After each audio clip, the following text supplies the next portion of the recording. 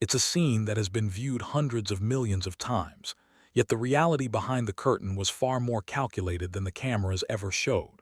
When a disheveled 17-year-old Jonathan Antoine walked onto the stage of Britain's biggest talent competition, the atmosphere in the room was one of immediate, broadcasted judgment.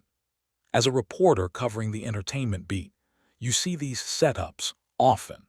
The producers highlight a contestant's insecurities to prime the audience for a laugh. The judges, led by a visibly skeptical Simon Cowell, seemed to be waiting for a punchline that never came. Instead, what followed was a vocal performance so powerful it physically moved the audience. Jonathan's operatic range didn't just win over the crowd, it shattered the narrow-minded expectations of an industry obsessed with the look. But while the world saw a heartwarming triumph, Jonathan was secretly battling a level of anxiety so severe he almost didn't make it to the stage at all. This wasn't just a debut. It was the start of a decade-long struggle between a raw, unfiltered talent and a corporate machine that wanted to polish him until he was unrecognizable.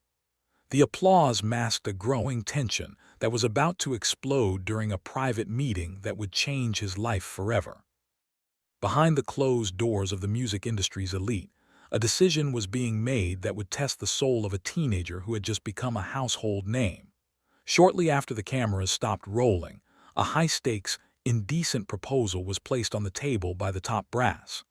Simon Cowell, recognizing the massive commercial potential of Jonathan's voice, issued a directive that felt more like a threat.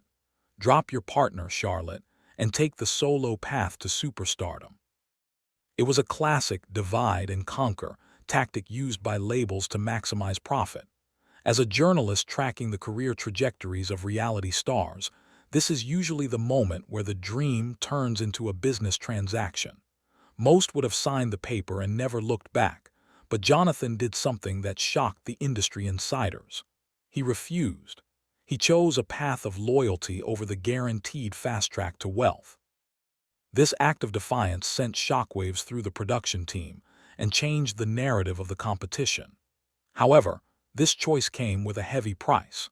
By standing his ground, Jonathan unknowingly set the stage for a career defined by conflict with the very people meant to manage his success, leading to a period of intense scrutiny that began to erode his mental well-being before he even reached his 20th birthday. While the albums were climbing the charts and the world was celebrating his success, Jonathan was retreating into a darkness that few on the outside could truly comprehend. Investigative reports into the life of the people's tenor during his early 20s reveal a man who was increasingly at odds with his own reflection. The industry's relentless pressure to conform to a specific pop opera image took a devastating toll.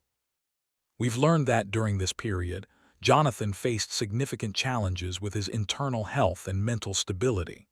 To stay within safety guidelines, we'll describe this as a period where he felt mentally unwell and struggled with a deeply dark headspace that often left him unable to leave his home. He wasn't just struggling with fame, he was struggling with a world that felt fundamentally incompatible with his true self. He recently admitted he was in a terrible state, letting the industry dictate his worth while he suffered in silence. The physical manifestations of this stress were obvious to those paying attention, as he navigated weight fluctuations and a growing sense of isolation. This wasn't just a rough patch. It was a systemic collapse of a young artist who had been given everything but the one thing he actually needed, the freedom to be himself without apology. Perhaps the most enduring mystery in the world of classical crossover is the sudden and total silence that fell between the two people who once stood against the world together. The split of Jonathan and Charlotte in 2014 was framed as a natural evolution and a mutual desire to explore solo careers, but the evidence suggests a much more abrupt severing of ties. For years, fans have asked the same question: what happened to the bond that was supposedly unbreakable? Our investigation into their post-split activity shows a complete lack of communication. In a series of recent, candid interviews, Jonathan confirmed the rumors that have been circulating for a decade. He and Charlotte haven't spoken in years. The duo that Simon Cowell couldn't break apart eventually broke on its own, likely under the weight of the enormous expectations placed upon them as children. There were no public blow-ups or social media feuds.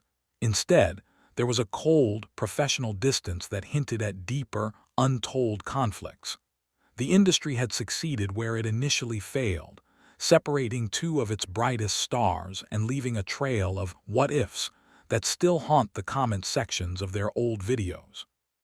Just when the public thought they had Jonathan Antoine figured out, he reappeared with a transformation so radical it sparked a new wave of global headlines. In early 2026, the singer unveiled a physical change that left him looking almost unrecognizable to the boy who first stood on the BGT stage. Having shed over 5 stone, he spoke of a new sense of empowerment, a clawing back of his own life from the brink. But the real story wasn't the weight loss, it was the psychological breakthrough that accompanied it. In a landmark announcement this year, Jonathan revealed he had been diagnosed with autism.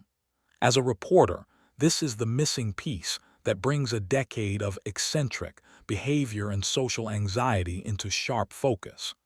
This late-life diagnosis has completely reframed his narrative.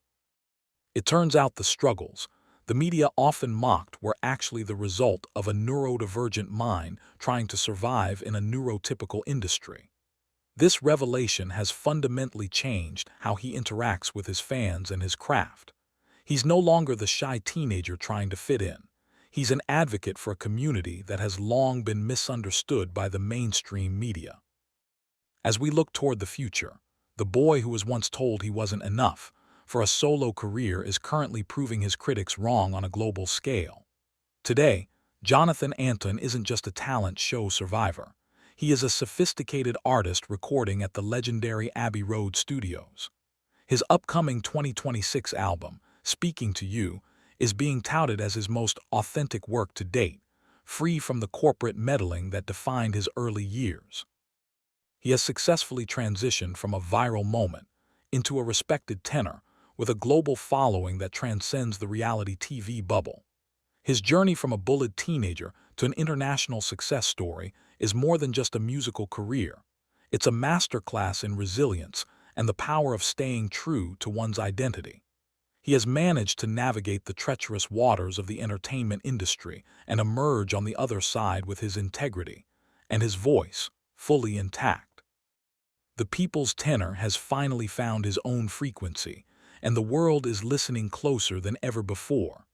As he embarks on his next chapter, the question is no longer about his look or his past, but about just how far a voice and a spirit this powerful can truly go.